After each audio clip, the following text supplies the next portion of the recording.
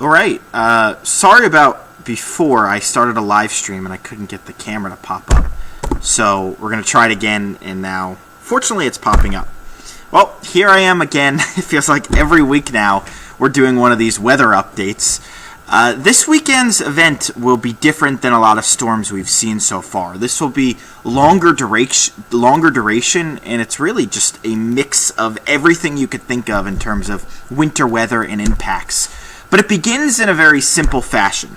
So it starts off with just plain snow for everyone. This is this afternoon. The morning hours should be completely fine. Travel-wise, it's really between, I'd say 1 and 4 o'clock this afternoon from west to east that the snow begins to develop.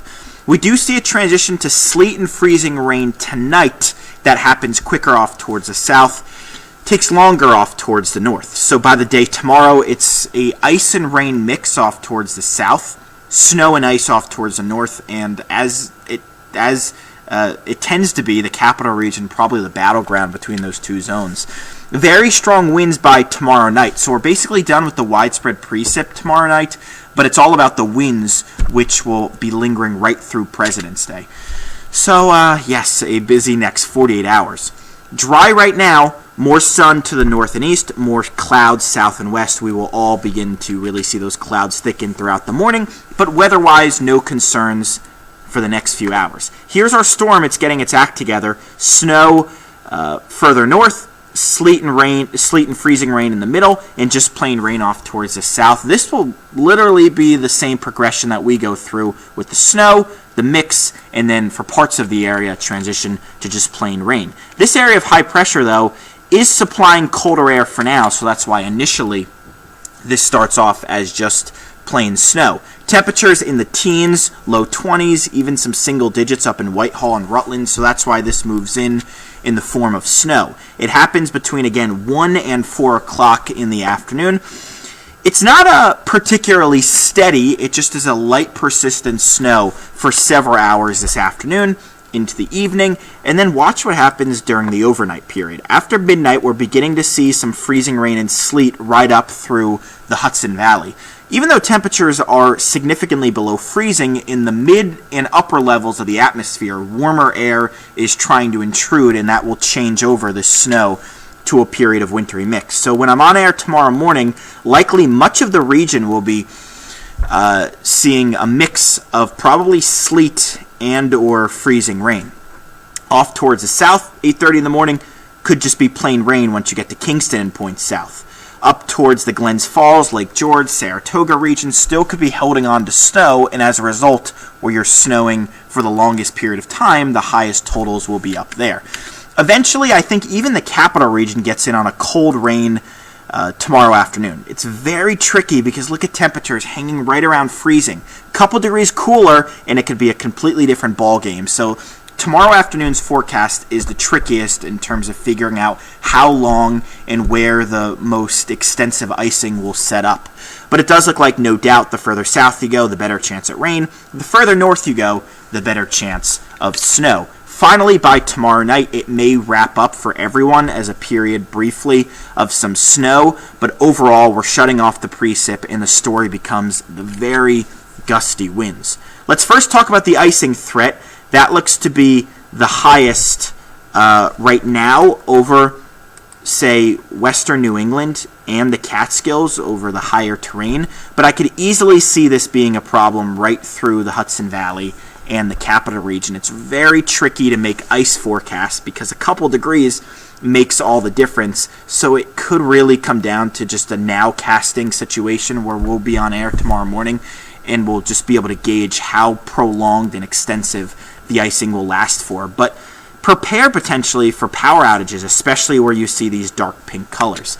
Then the snow, this happens before the icing, looks like 2 to 5 inches, essentially southern parts of the capital region right through the mid-Hudson Valley, parts of, or most of Litchfield County, western Berkshire County, much of the Catskills, way up over the highest peaks of the Catskills, may have the potential to see a little bit more snow, so up to 6 inches there. 5 to 10 inches, it's a very broad zone.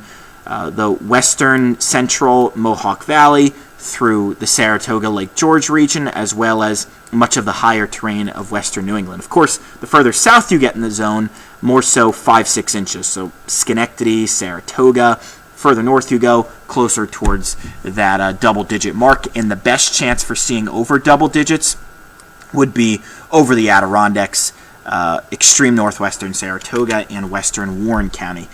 And then there's the wind. This is after most of the widespread precip's done. We crank up the winds and usher in a very cold air mass tomorrow night into Monday. Here's a snapshot at 1:30 in the afternoon on Monday, on President's Day. Gusts showing right here, 45 miles an hour. We could actually see locally 50 to 60 miles an hour gusts. The potential is there for that, and that could also lead to power outages when you're pushing 50 miles an hour. So I wanted to show a different way at looking at this storm. Let's look at a couple towns. So this is Hudson in the mid-Hudson Valley. Down in Hudson, this is for the day tomorrow, freezing rain and a wintry mix with some sleet early, but I think once we get into the late morning and especially the afternoon, it's just a plain cold rain down across the mid-Hudson Valley.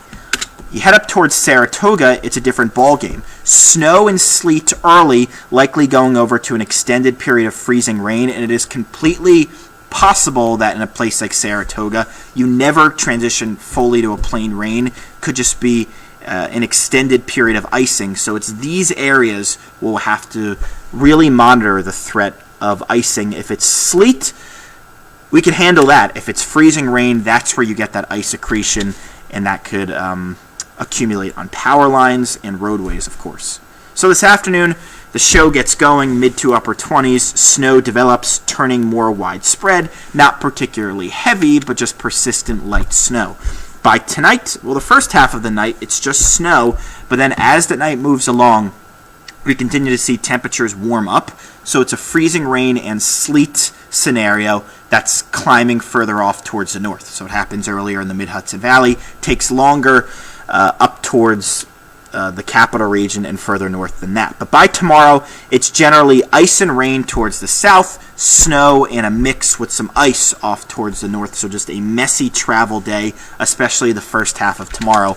30 to 35 degrees. By tomorrow night, the widespread precip's done, but it's all about the cold temperatures and the very gusty winds. Gusts tomorrow night on the backside of the storm, pushing maybe 50 miles an hour. President's Day itself, we still actually have a weather alert, not for any widespread snow threat. Sure, there could be a few lingering snow showers, but it's for the gusty winds. Tuesday, winds are still prominent, but not as high as they are on Monday. 21 that day. Look at the low, 8. Low Wednesday morning, 5. So we stay cold throughout much of next week, and we'll have to watch on Thursday. Consensus is pretty high. There's going to be a storm next Thursday. The question is, where exactly does it go? Is it further south, in which case we don't get as big impacts up here? Is it further towards the coast, in which case we could actually have potentially a substantial storm on our hands? We'll